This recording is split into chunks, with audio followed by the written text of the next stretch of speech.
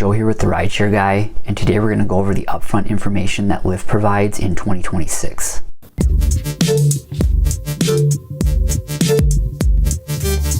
Okay, so we'll take a look at the two main requests that you'll receive. One is just a regular request, and the other is a queued request. A queued request is a request that you receive when you're giving your current ride. So here's what a regular request will look like when it comes in. First, we'll look at the main information. The upfront fare, what you're going to actually get paid for the ride, is up here at the top. Below that, you'll see an estimated hourly rate. And this estimated hourly rate includes the entirety of the trip, both the pickup and the drop-off. Below that, you'll see a bar that's going to count down the amount of time you have to accept the request. With Lyft, you have about 15 seconds to analyze all this upfront information and decide if you want to accept the request or not.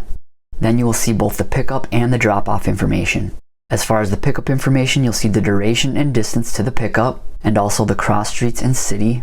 And then you'll see the duration and distance from the pickup location to the drop-off location, and cross streets and city for the drop-off location. And Lyft also added this additional information last year. If the rider is usually ready right after arriving at their pickup location, they will show that information here. Below that, if the rider has a profile picture, that will display here. It also displays their name. If they've gone through the steps to verify their account, that will display here as well, and then you'll see their rating.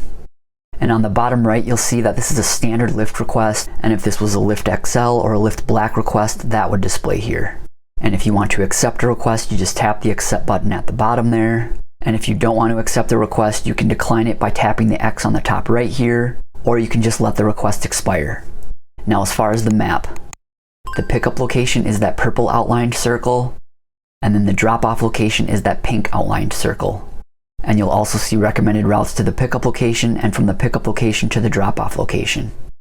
Alright, so there's the upfront info that Lyft provides on a regular request, but now what do you do with that information? When driving, you want to establish requirements. Figure out how much you want to get paid per mile and how much you want to get paid per hour. For example, you might want to get paid at least $1 per mile for the entirety, both the pickup distance and the drop-off distance, and you might want to get paid at least $30 per hour. And when you receive a request on Lyft, you do have to calculate dollars per mile in your head, but they do give you the estimated hourly rate. So again, with this request, it's paying $8.01. The pickup mileage is 0.4 miles. The drop-off mileage is 3.5 miles. That's 3.9 miles. This ride is paying over $2 per mile. And again, Lyft provides the estimated hourly rate, so you don't have to calculate that in your head.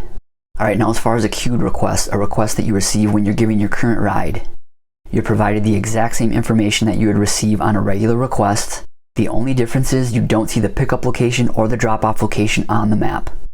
So overall, the main things that you want to have in mind before accepting requests are your requirements. How much do you want to get paid per mile? How much do you want to get paid per hour? Also, that drop-off location information is very important. Sure, a ride may be paying really well, but if the drop-off is in like a rural area where it's going to be hard to get another request, it might not be worth it. For instance, this request, it's a long request. It's paying over $1 per mile and the estimated hourly rate is almost $37, but the drop-off location is in a rural area about 20 miles outside of the metro, so I wouldn't accept this request.